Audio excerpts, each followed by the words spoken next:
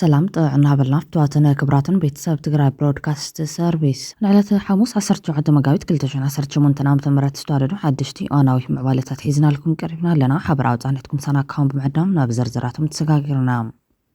نتقرأ يدرب بسرعة تسمع الله نايم قاعد سبلنا ملأختو وانتم حلالي فهم مرقز حوحات دقف حموشتو ودوات إثيوبيا رخيبهم اتودب عفلتو كمل لسالو زخل فلا ما يفنجون رخيب اللهم بخال حبرتا سناد عدد ميديا دكتور هايل عرفاينة تخصيصهم بتزامدي حبرتا تنك ما سرسار غاي قبر كريستوس تفليت اللهم زي كمزيلون كلا إثيوبيا فلوت سنة ببنيتات أسيرام إيرترا دوبا دمك ترار كم تدلب من قد منستر زينا يمانا قبر مسكال قليز اللهم بخال حبرتا بتاريخ كوينات فلا ما يستبعال درون بدرون ناي أي وقت خايدون أمريكا سلامنا بلت إيران ناي مدري ورار نمجمار تدالو لا تباهيلالا نزيات من كالو تمعوالتاتن كلو نايم مساناتنهم بقدم نتنابز تقراي نايم قعد سوالنا مغت محلالفهم ود بولدو تاريخاو سرح سريح الله نملا من قسرحتني تقراي قعد سوالكم كبل ود بولدو ملختي أحلفهم تود ببزو محلالفو ملختي ود بنا ود بولدو تقراي ولدو بسرقاقام زكاي بسرر سلما وقالسن دبلوماسيا ودردرن منقس فيدرال مهيا منقس تسرحتني تقراي بقولتو نكلقاقن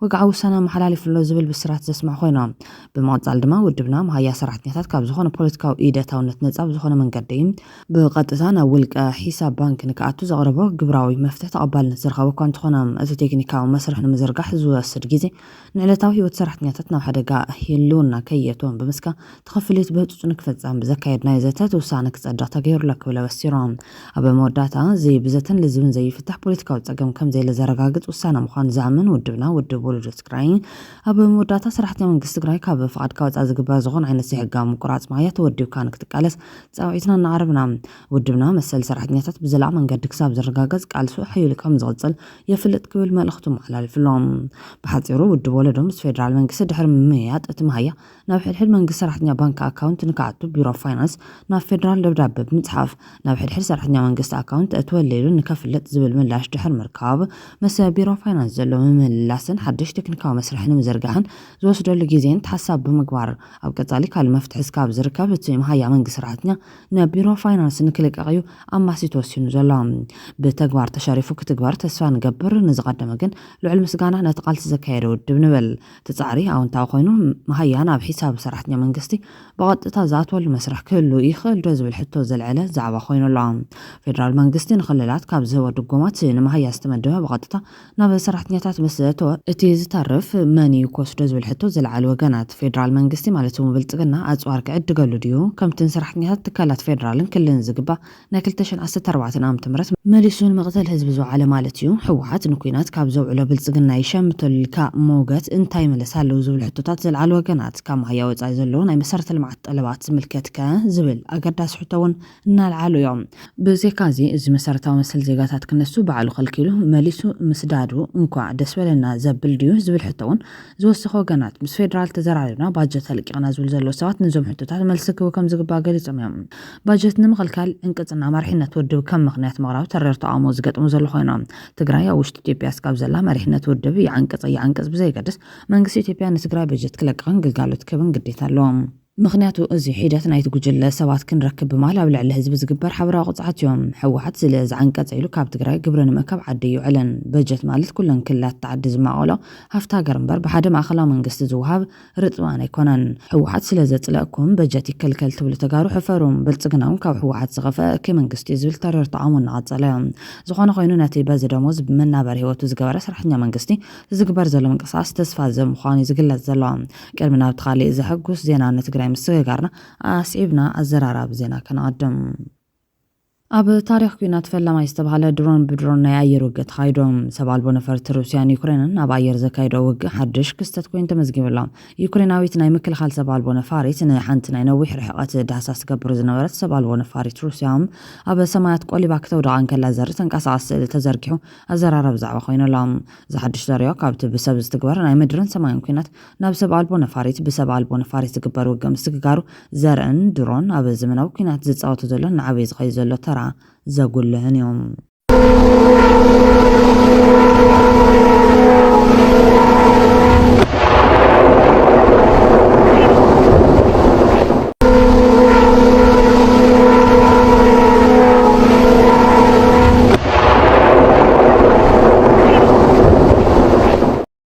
ካብ ዜና ይወፃይ ዜናታት ከይወፃና ኣሜሪካ ሰላም እናበለት ንኢራን ናይ ምድሪ ወራር ንምጅማር ትዳሉላ ተባሂሎም ኦፕሬሽን ኢፔክ ፎሪ ተባሂሉ ዝፅዋዕ ናይ ኣሜሪካን እስራኤልን ናይ ኣየር መጥቃዕቲ ሕዚ ናብ ዝኸበደ ናይ ምድሪ ወታደራዊ ስርሒት መስጋገር ከይኮነ ኣይተርፍን ይበሃል ኣሎም። ፕረዚደንት ዶናልድ ትራምፕ ዘተ ኣሎ ይበል እምበር ኣብ ባይታ ግን ኣሽሓት ወታደራት ናብ ዞባ ይውሕዙ ኣሎም። ቀንዲ ምዕባለታት ናይዚ ድማ ክሳብ ሕዚ ውሽጢ ኢራን ልዕሊ 9,000 ወታደራዊ መደበራትን ናይ ድሮን መፍረይታትን ተደብዲቦም እዮም። ፔንታጎን ተወሳኺ 2,000 ናይ ኣየር ወለድ ወታደራትን ክልተ ዓበይቲ መራኸቢ ኩናትን ዝሓዛ 4,500 ማሪንስን ናብ ቀላይ ፋርስ ይሰድድ ኣሎ።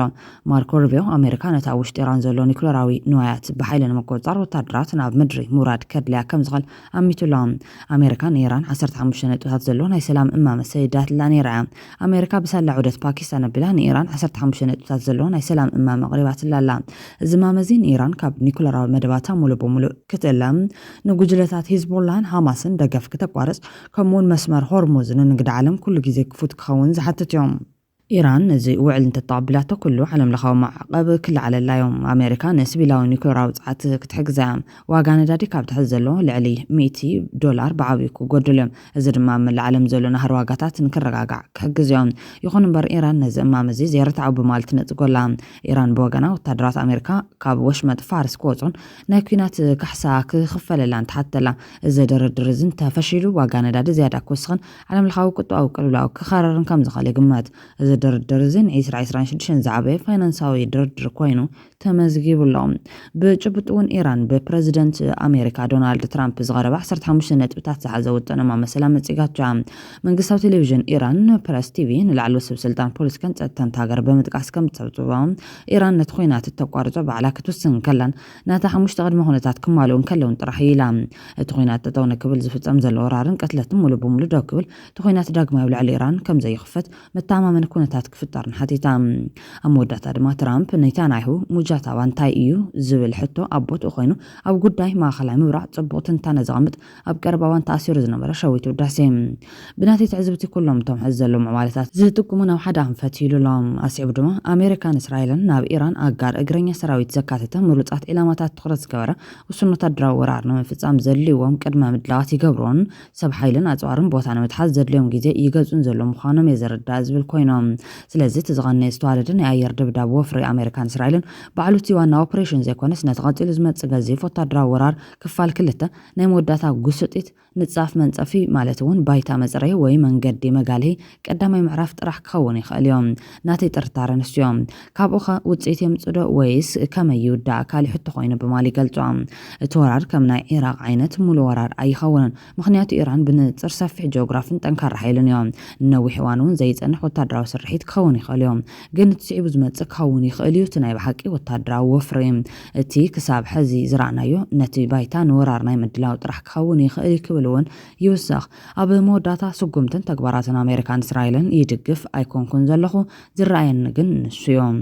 ግምተይ ፋልሲ ኮይኑ እቲ ኩናት ብሓፂሩ ተተቆፂኡን ሰላም ተወሪዱን ታሕጓሰይ ወሰን የብሉን ብማል እውን ሓሳቡ ይድምደም። ሰላም ንኩሉ ወዲ ሰብ። እዚ ከምዚ ኢሉ እንከሎ ካሊእ ዘሕጉስ ዜና ንሰብ ዋና ባጃጅን ገናሕቲ ባጃጅን ተሰሚዑሎም። ብመሰረት ዝተገበረ መፅናዕቲ ሓንቲ ባጃጅ ልዕሊ 24,000 ብር ዋጋ ነዳዲ ኣብ ወርሒ ከም እትጥቀም ይሕበር። እዚ መፅናዕቲ ብዝሕሽ ዋጋ ነዳዲ ኣብ ዝነበረ እዋን ድማ ብሕልፊ ምስቲ ኣብ ትግራይ ዘሎ ፍሉይ ኩነታትን ኣብ ዓለምና ብዝረአ ዘሎ ወሳኺ ዋጋ ነዳድን ድማ ሓንቲ ባጃጅ ንነዳዲ ተውፅእ ዋጋ ብዕፅፊ ከም ዝወስኽ ምንም ጥርጥር የብሎን። ነዚ ፀገም ዝሰርድአ ኣብሪ ሞተርስ እምበር ኣብ ትግራይ ዘለዋ ነዳዲ ተጠቀምቲ ባጃጃት ናብ ሞተርን ናብ ኤሌክትሪክ ንምቕያር ዘኽእል ምስ ጂግኒሻን ዝተባሃለ ዓብይ ናይ ቻይና ኩባንያ ንምስራሕ ድሕሪ ዕውት ዘትን ዘረረብን ሓበርካ ንምስራሕ ትማሊ ኣብ ከተማ ኣዲስ ኣበባ ዝተፈራረመ እንትኾን ንሰብ ዋናን ገናሕቲ ባጃጃትን ርፍታ ሒዙ መፅኡ ተባሂሉሎም። ኣብ ልዕሊ እዚ ዋና ኣካያዲት ስራሕ ኣብሪ ሞተርስ ወይዘሮ ኣብርህት ኣየለም ኣብ ስነ ስርዓት ፊርማ ከም ዘለቶ ኣብሪ ሞተርስ ቅድሚ ሕዚ ኤሌክትሪክ መኪና ብምምፃን ኣብ ውሽጢ ዓዲ እውን ብምግጥጣም ዝፍለጥ ዝነበረ እኳ እንተኾነ ዝኾነ ይኹን ተሽከርካሪ ናብ ኤሌክትሪክ ተሽከርካሪ ክቕየር ኣለዎ ዝብል ብመሰረት መንግስቲ ዘውረዶ መምርሕን ሓምለዋይ ኢኮኖሚ ዕውት ንምግባር ናይ ባዕሉ ግዜ ንምፅዋት ተጠቀምቲ ነዳዲ ባጃጃት ናብ ኤሌክትሪክ ንመቀየር ሓቢርካ ናይ ምስራሕ ስምምዕነት ከም ዝተፈጸመ ብሪሃ እዚ ድማ መላ ኢትዮጵያ ዝካየድ ዘሎ ኮይኑ ኣብ ዝቕፅል እዋን ኣብ ዓበይቲ ከተማታትን ካልኦት ከተማታትን ላይዝን ኦፊስ ከም ዝኽፈት ገሊጻ ስለዚ ሰብ ባጃጅ ኣብ ኢዶም ዘላ ነዳዲ ተጠቃሚት ባጃጅ ናብቲ ትካል ብምኻድ ናብ ኤሌክትሪክ ሞተር ብምቕያር ሞዲፋይ ብምግባር ንሓደ ወርሒ 10,000 ብር ብምኽፋል ጥራሕ ብኽራይ መልክዕ ንክወስዱ ኣመቻችናሎም ኣለና ክብል እቲ ትካል ፀዊዕሎም እዚ ድማ ብሰንኪ ባትሪ ምውዳእ መንጎ ስራሕ ክፍተት ከይፍጠር ተሓደ ባትሪ ምስ ወዱ መሊስካ ንምምላእ 4 ሰዓት ስለ ዝወስድ ቀልጢፎም ናብ ትካልና ብምምጻእ ካሊእ ተወሳኺ ተጠባባቂ ባትሪ ስለንዳልወሎም ክንየው ቀይሮም ናብ ስርሖም ክኸዱ ይኽእሉ እዮም ክብል ፕረዚደንት ጃንጊሻን ዲንግዋን እዩ ገሊጹ ዘሎ بخلي حبرتا إيرترام دوباد ما كتقرر كم تدل بمنقد منيستر زينا يمانا قورا مسكال قليزام أكاتع بوليتكاوي تسمدو بحدش معواليتا تعجب يغزل الله منيستر زينا إيرترا يمانا قورا مسكال نقازا سلف بالتقرنا إثيوبيا بمقاس دوب تقرين إيرتران ما راح تخلتين حقرات عبزل ولو كتقرر حتيتام إتي إيرتراوي بعد سلطان منقس إثيوبيا ما بقرباوان وسانا أحقراوكم شندو إثيوبيان إيرتران بقيقا أغري وكل كاستلام يمانا أما حبرا مرة خويتات قدسو بزرقو عدحوف سلف بالتقرنا دوب كلتين حقرات نمحنطات كلتاو مسرح كي تقبرا نتوسانا كومشن متقبار ناي تنازلن زي حقاون فتنات فتينو كبل كاسيسوام يمان ملختو زاسمر له تقدم 7 عامات بمراحه إيرتران إثيوبيان اب سمرا استخدم اواج سلام محزناتن إثيوبيا نوسانكم شندوب ሙሉ በሙሉ ንምትግባር ዛቶ ቃል መንግስት ኢትዮጵያ ምስ መንግስት ኤርትራ ክሰርሕ ፀዊዕላ ብዙሓት ዝተጋሩ ሰበስልጣን ሰራዊት ኢትዮጵያ ናብ ድባት ኤርትራን ኢትዮጵያን ክያቱ ኣብ መንጎ ክልተን ሃገራት ዘሎ ደቡብ ክፉት ኮይኑ ክጸንሕ ዝጠልቦን ብዓይኒ ሕውነትን ርክብን ህዝቢ ምስ ህዝቢ ገይሮም እኳን ተራይዎም ብወገኑ ህግደፍ ግን ታክቲካዊ ርክብ ኮይኑ ዝቕፅል ዘሎ ሚኒስትር ዜና ኤርትራ የማነ ገብረ መስቀል ሰልፊ ብልጽግና ውሳነ ኮሚሽን ደቡብ ኤርትራን ኢትዮጵያን ብጉጉይ መንገዲ ይትርጉመሉ ኣብ ዝብል ክሶም መራሕቲ ክልተን ሃገራት ሙሉ በሙሉ ትግባር ውሳነ ኮሚሽን ደቡብ ሕንጽጹ ዘቀረበሉ ጻውዒት ብወገን ብልጽግና ተቀባልነት እንተረኺቦም ነቲ ምስ ትግራይ ዘሎ ጽምዶ ባጥታ ክትንጥኖ ምዃኑ ኣነጽሩ ዘሎ መንግስት ኢትዮጵያ ግን መንጎ ኢትዮጵያን ኤርትራን ዝተገበረ ስምምዕ ከም ዘየለን ታሊውን ብፓርላማት ሃገር ዘይጸደቀ ሕጋዊ ባይታ ዘይብሉ ብምዃኖም ኢትዮጵያ ኣብ ኤርትራ ዘሎ ባሕራ ክትመልስ ከም ትደልዩ ወግሕ ጸብሕ ዝገልጽ ዘሎ መሪሕነት ትግራይ ብፍላይ ውድብ ሕወሓት ብወገኑ ምስ ህግደፍ ስትራቴጂካዊ ምሕዝነት ንምፍጣር ተደጋጋሚ ጻዕር ክገብር ዝረአ ኮይኖም ብወገን ህግደፍ ግን ክሳብ ሎሚ ካብ ታክቲካውን ጊዜያዊ ሽርክነት ዝሓለፈ ክሳብ ሰዓት ዚያን ስትራቴጂካዊ ምሕዝነት ቁርብነት ኣይረአን ዘሎ መራያ ናይ ዝድማት ብወገን ጎስጎስ ትጽምዶ ቃሊስ ያሳፍ ወርቂ ዘመሓላልፍ ዘሎ ዝበሃለሉ ኣወል ስዒድ ነዚ ታክቲካዊ ርክብ ንትግራይ ወልቃይትን ትግራይን ይልዩ ክመቃቀል ዝረአ ንሱ ካብታ ኣብ ሱዳን ሳልሳይ ወገን ብተወላዲ ኣምሓራ ገይሩ ካብ ዘመሓላለፉ መልእኽቲ ብተወሳኺ ጽምዶ 11 ዝተባሃለ ዘረባ ኣብ ዘመሓላለፉ መልእኽቲ ሕውነት ኣብ ሱዳን ንገዘም ፍቅሪ ካብ ወልቃይት ንገዘ ቅልጽም ካብ ትግራይ ንገዘ ክብል ይወሃብ ቃል ህግደፍ ኣወል ስዒድ ኣነጽሮም ይብልጽግና نحنا كاب السودان حونات نجزء كاب ولقايت فقر نجزء كاب تجراي قلصم نجزء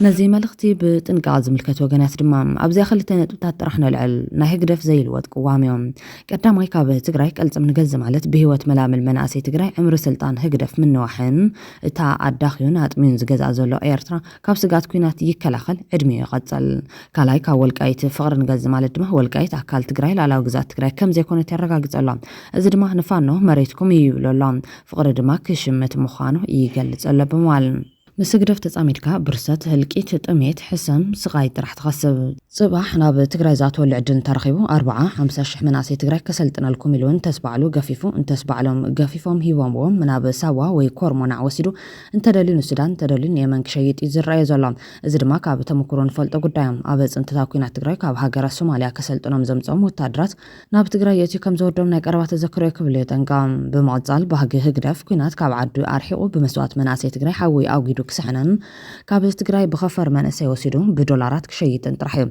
زلام اندحر زي تقاليسنايون زي دحينان صباح مسكونة قوي ترجم يبلون بمال واقع كي تغفل زرم كرم يلعبوا قامي فتاون قام زلان زبهللان قام روحان بربزبل حق او بوليتيكا مسرت تجري ربحان محلاو مست مال زلاتا زنبر حيلتات كتحبر تخلي نبل مام تحزي حوحات مسفانون شعبيان تجبروا زلات صمدخه اين ربحات تجري محلاو يزبل حتى دما كمل سلو زبل زوما جنات نتجري كابتي يا سلطان زلو ناي اورمو بلصقنا حيلن ንላዕሊ ቶም ሕዚ ሕወሓት ዝጻመዶም ዘለ ሓይልታት ማለት እውን ሻዕብያን ፋኖን ቀንድና ህልውን ሓደጋ እዮም እዚ ጽምዶ እዚ ድማ ካብ ብልጽግና ንላዕሊ ንትግራይ ስጋት ዝኾነ ሓይሊ ናብ 4 ኪሎ ዘምጽእ ሓደገኛ ናይ ጥፋት ሽርክነት እዩ ክብሉ እዮም ዝወቕሶም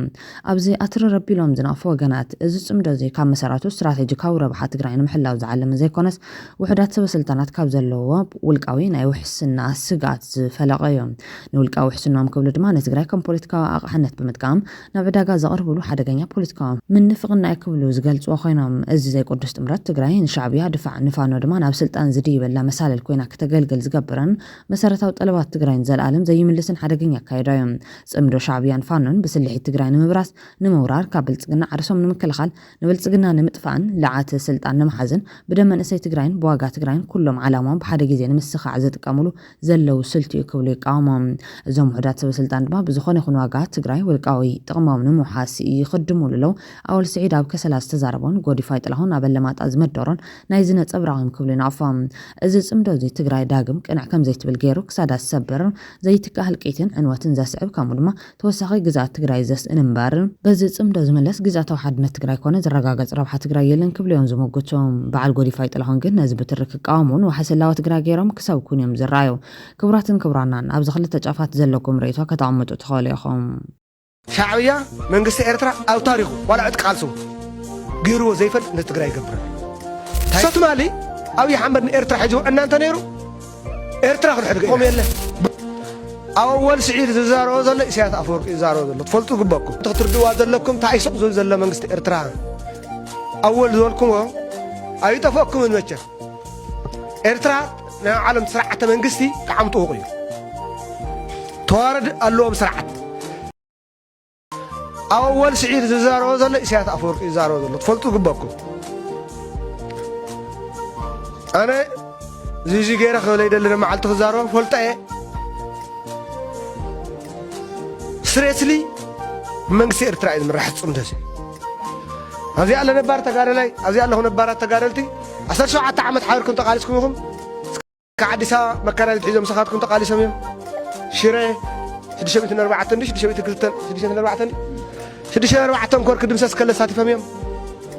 ዳንሻ ከቢድ ውግእ ተሳቲፎም እዮም ንሕና እውን ሰሓል ከይድና ካብ ሒዝናየ ዝኸድና ልዕሊ ፍርቅ ተሰው እዮም ገለ ጌጋታት ከዓ ነይሮም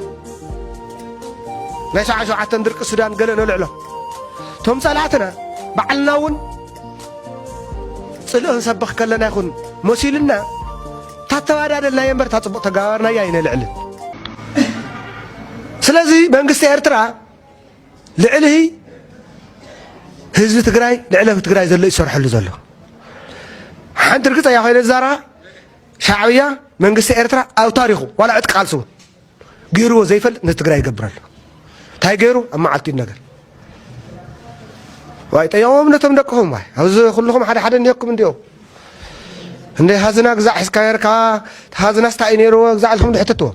ብኻሊእ ዜና መርገጽ ሕወሓት ደገፍ 5 ውድባት ኢትዮጵያ ረኺቦም እቲ ውድብ ኣፍልጡ ክምለሰሉ ዘኽእል ፈላማይ ፍንጭ እውን ተሰሚዑሎም መርገጽ ሕወሓት ደገፍ 5 ውድባት ኢትዮጵያ ረኺቡሎም 5 ተቃወምቲ ውድባት ዝሓቆፈ ጥምረት ሓድነት ኢትዮጵያ ኣብ ክልላት ኣምሓራን ትግራይን ኣብ ክልል ኦሮምያ ከምኡውን ክልል ቤንሻንጉል ጉሙዝን ልዑል ስጋት ፀጥታ ዘለዎ ንምርጫ ኣዝዩ ኣጸጋሚ ከባቢታት ምዃኖም ገሊፆም እቲ ጥምረት ኣብ ዘውፅኦ መግለጺ ኣብቶም ዝተጠቐሱ ክልላትን ከባቢታትን ዘጋጥም ዘሎ ናይ ፀጥታ ስጋታትን ዘይምቹ ኩነታትን ብደብዳቤ ንቦርድ መረፃ ከም ዝሓበረ ገሊፆም መንግስቲ ክልል ኣምሓራ ሓዊሱ ኣብቶም ዝተጠቐሱ ከባቢታትን ህይወት ኣብ ሓደጋ ዘእቱ ጎንፅታትን ሓፈሻዊ ፀገማት ፀጥታን ዘላቕ መፍትሒ ኣብ ምርካብ ዓብዪ ግደ ክፃወት ትጥምረት ፀዊዓ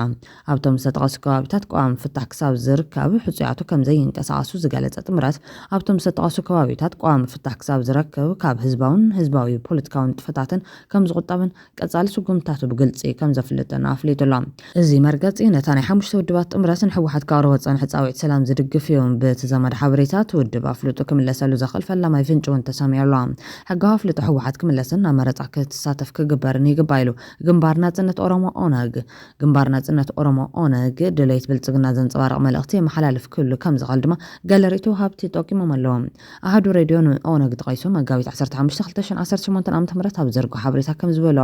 ኣብ ፕሪቶርያ ምስ ሕወሓት ተስማዕሚዕካ ክተብቅዕ መሊስካ ኣይሕጋውን ምባል ኣይትኽእልን ኢሎም ብምኽንያት መረፃ 2012 ዓ.ም ዝተላዕለ ኩናት ልክዕ ይነበረ ኣይነበረን መረፃ ምክያድ መሰል ይክብል ሞጊቶ ኦነግ መንግስቲ ኢትዮጵያ ናይ ሰላም ሓይል እንተኮይኑ ሕጋውነት ሕወሓት ክምለስን ኣብ መረፃ ክሳተፍ ክፈቅድን ግንባር ናጽነት ኦሮሞ ኦነግ ምዒዱ ኢሉ ኣሎ ኣሃዱ ሬድዮ ሕጋዊ ደረጃ ሕወሓት ክምለስ ኣለዎ ዝበሉ ኣፈጻሚ ስራሕ ትወድብ ኣይተ ጃፔሳ ግቤሳ እትውድብ መረፃ ስለ ዘካየደ ታብ 2013 ዝተወልዐ ኩናት ጉቦ ከም ዝነበረ ዘኻኺሮም እዚ ትውድብ ኣፍልጡ ክምለሰሉ ዝድግፍ ፈላማይ ፍንጭ ኮይኑ ኣሎ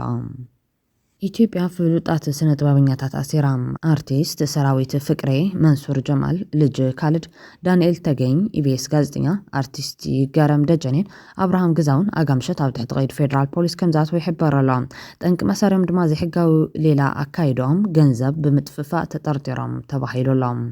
ብተዛማዲ ሓበሬታ ዶክተር ሃይለ ደደቢት ተኸሲሶም ጠንቂ ማሰርቲ ኣረጋይ ገብረ ክርስቶስ ተፈሊጡሎም ኣረጋይ ኣብ ደደቢት ቀሪቡ ብዛዕባ ፖላዊስ ትግራይ ዝተዛረበ ዘረባ እዩ ተጠርጢሩ ተኣሲሩ ተባሂሎም ኣረጋይ ኣብ ደደቢት ቀሪቡ ዝተዛረበ ዘረባ ፖላዊስ ትግራይ ስነ ምግባር ዘይብሎም ምስ ፀላውን ርክብ ዘለዎም ከም ዝኾኑ ገይሩ እዩ ገሊፆም ብመሰረት ሓበሬታ ዳዊት ከበደ ቀዳማይ ተኸሳሲ ኣረጋይ ኣብ ሚድያ ከምኡ ኢሉ ብምዝራቡ ዝተኸሰሰ እንትኾን ነቲ ዘረባ ናብ ህዝቢ ንክባፅሕ ብምግባር ድማ ካልኣይን ሳልሳይን ተኸሳሲ ደደቢት ሚድያ ከም ትካልን ናይቲ ሚድያ ዋና ሰነዳይ ሃይለ ኣረፋይንን ከም ዝተኸሰሱ ገሊጹ ተኸሲ ብትእዛዝ ኮሚሽነር ጀነራል ገብረ ዲላ ዝተመስረተ እንትኾን ይተሓዝ ዝብል መፅዋዕታ ካብ ዝወፅ ሰሙን ሓሊፍዎ እዮም ኣረጋይ ስለ ዘይተረኸበ እዩ ክሳብ ሕዚ ፀኒሑ ክብል ዳዊት ከበደ ሓቢሩሎም ተኾነ ግን ብወገን ፖሊስ ኮነ ቤት ፍርዲ ኣረጋይ ብምንታይ ተጠርጢሩ ኣብ ቁፅር ሕጊ ከም ዝውዕለ ዛጊድ ዝተፈለጠ ነገር የለን ኣረጋይ ብዝሓለፈ ሰሙን ኣብ ማሕበራዊ ሚድያ መፀውዒ ክሲ ፖሊስ ትራፊክ ኣይቀበልን ክብል እውን ተራእዩ ነይሩ እዮም ካሊእ ጥርጣረ ዘለዎም ወገናት ድማ ኣረጋይ ከም ምክንያት እዮም ካልኦት ንጹሃት ክእሰሩ ምድላቶም ወዲኦም እዮም ማለት እዮም ንማእሰርቶም መኹኒ ንምግባር ድማ ሰቦም ንምሰል ያስርለው ኢሎም ኣሎም ኣይቲ ኣረጋይ ገብረ ክርስቶስ ብዕለት 30 ለካቲት 2018 ዓ.ም ኣብ ከተማ መቐለ ክፍለ ከተማ ቀዳማዊ ወያነ ብደንቢ ትራፊክ ጥሕሰት መዘወሪ ፍቃድ ፈጺሙ ብዘይብሉ ተኸሲሱ እዮም ይኹን እምበር ኣነ ኣይክሰስን ተጋዳላይ እየ ናይ ጸጥታን ጽምዶን ስራሕቲ ዝሰርሕ ክብል ፈኪሩ እዮም ብኣካል ንፖሊስ ትራፊካት ንመተሓባባሪ ፖሊስ ትራፊክ ክፍለ ከተማ ቀዳማዊ ወያነ ኢንጂነር ካሕሳይ ካልኣይ ንሳጅን ኣብርሃ ካሕሱን ናባል ትራፊክ ሰለሞንን ጣይሶ ብሕገ ደንቢ ትራፊክ ተኸሲሱ ምስተባሃለ ልኡኻት ፒፒ እዮም ሒዞም ንክብል ተሰሚዑ እዮም ኣብ ሙዳት ኣግናት ማልዕለት 16 መጋቢት 2018 ዓ.ም ሰዓት 11 ድማ ኣብ ክፍለ ከተማ ሓድነት ብክትትል ፖሊስ ኣብ ቀይዲ ውዒሉ ኣሎ ሕዚ ኣብ ክፍለ ከተማ ቀዳማዊ ወያነ ተኣሲሩ ይርከብ ኣብ ትግራይ ብኩሉ ገጽ ዝቐርብ ዝነበረ ስርዓት ዝጎደሎ ዘረባታት ስርዓት ክሕዝ ብዙሓት ወገናት ክጽውዑ ከም ዝጸንሑ ይርስዓን ንትግራይ ተርስሕዋ ኣለኹም ብሰንኪኹም ትግራዋይ ይከፋፈል ኣሎ ኣቱም ንዞም ዕንጉለታት እዚኦም እናልኣኩም ዓዲ ትሕምሱ ዘለኹም ጀነራላትን ፖለቲከኛታትን እንመን ምዃንኩም ሓደ ብሓደ ይፈልጦኩም እየ ካብ ሎም ጀሚሮም እንተላዊ ትግራይ ከቃልዕኩም እየ ዝበለት ተጋዳሊት ኣሰፉ ኣባይ እቲ ሓደገኛ መንገዲ ከረም ፀዊዕ ኣምባራ ይርስዓን ሕዚ እውን ብኩሉ ገጽ ዘሎ ወገናት ስነ ምግባር ዝመልኡ ሓሳባት ከንፀባርቑ ከም ዝግባእ እዩ ዝሕተት ዘሎም ኣነ ብዛዕባ ሓንቲ ነገር እየ ክዛረብ መፅአና መዓንቲ ክቕፅለሉ እየ እንድሕር ቆፂርኩም ብክልተ ገጽ ሚድያን حلنا زيولهم تجارو بخلت جاف نقصركم بعلهم وعلهم نتجافكم ديجنيتي باهلي كلنا هذا شيء سلة بالوزن لهم تجارو دما نزي نكالخل كبعل جميرو ملسخن وكم مهانا كحزي كزارة بدلي مجمريع سلا أدوناي ودي عسران شدشتان almost ناوز مرح أو رجعونا بسدت بعلزنا ورق العائيو حزي أتم تلاقيكم تصرفوا زلهم يخون كنا أنا نعخاتم سمكم كنا خاكم أتم أعد خوينكم نعم نلاقكم كتصرفوا تقرأي كدهلو تجوروا زلهم نعخاتم يانا معنتي نعخاتم زي تفلتكم كي مسلكم تفلت اللهم يهم أتم أو عد خوينكم نزيهم لإكم حلنا زي ولهم أنا لاي زي جورو بحلنا يتجراي زي فلتو تا تجراي انت عينت بحلتات اللوا كم يجر كاي حدا محبرسة زبتن كم يجر كاي محبرسة تسلقيت زعتو زي فلتو بسم تجارو يوملكم نحوكم زقبر زل يردوكم الذي صارينا أنا مالتي كم مننا صارينا تجراوي أمريت عدو كقاوم كدقف مسؤول إيو تقالوا سيم تيوا نسخ ما يكونكم اليوم وقفتي ما أن ما يكون هو أتم تلوخ زلهم ولا تجادلوا أي تجادلوا I don't care أنا نمعنتي نسخم يخونكم هيكم هو دقوا سويقوا مسواتي كفيل مصدقوا زمطة أيو نمسلوا دما خقاهم كدقف قديت أيو أنا زولكو خاسم عني تواهيلو سلازي سمعما بحيل سلاسة بدرقي أي سمعيني اللي يتواقي إسكاب حزي حزون ببلصقنان بورار الشعبيان أي سمعيني اللي يتواقي ساديات زارف زلاختو لهم كتدنقص يهم زدنقص تلوخو سلازلهم زدنقص ملاختي أنا زي بإذني سمع زنوركو أبس مراهم هم زقبر يسمعني هافتو أبشوا زي دبرية أم مريت مقال عدو تكالو استخالة نعوك تدهلو وينعوك تنكفو تمصوان ذلهم ساريها ماريها ناب كسادكم كيت انتاما ساري هنياتاتيهم نايب حقي محفري أو شو أي دورين نفلت كوينا أما غلق نسرحت لنا قزا مغلق كوكا شحن علي كارين 20-30 شح زكارة أودي سوا نسرحتوا لنا محسنا زنوركم كم صاتم أما غلا صريح زنا قدا نقاري تقراويس دقو همزين لك يتكال كبال أنا زي بسرعة عدنا يفلط النيرة عدنا همز عن الزراي سمعنا ينفلط النيرنا حزون سنة سرعة قور بتلي عاكل تبسلستنا تخفلكم بعلكم تأنديكم تمايتكم تقمكم كتفتح زي تخونوا أمارا راح تقراي أو دياسفورا زلو أو عد زلو ميدان يوتوباتن أكتيفستن ناقوصركم هزب تقراي كتبتاتون تسعر زلهم عدت بتنوا زلهم يرداخ فلطوا أنا قال هزبينا تبتنا سخي ليريكم كاب حد ملسخوكم بشفراتكم بجزعكم ناقوركم تلقوا فقد إيميل أخت زين سمع خين مسلكم كلن سمعينا جنرالكم قال جنرالكم كونريالكم مجمريا شفراتكم منين يمسخم تخاتاتلا عد ليبا كون بعلن وعلك سرارة تقول زلهم أمارا رحم خانكم فلتو كاوزي كلهم ننكح خمزلنا فلتو سرعة غيركم مرحوة خانكم بعلهم ترادادو غزخم عطيهم كل زنفس زلكو زربحن زي ربحن قصار تقصروا سلازلكم برنزع نقول لازم معنا ملسيوني زمع نقول لتاتو زي سريعكم وم لبام دا تقراواي دا هم يغيروا يسرع لكم لب زي يقولو انا لاي زي يقبر ولا فدش يبل ناي حزب تقراي دغنيت زي يقدسو ناقصركم سخاخنا ولكم تغوروا زلكم سراح تقراواي بتن كم زلو يرداخم كاوزي قصل يعنون ملختي كحزي زي نقصر زي ندلل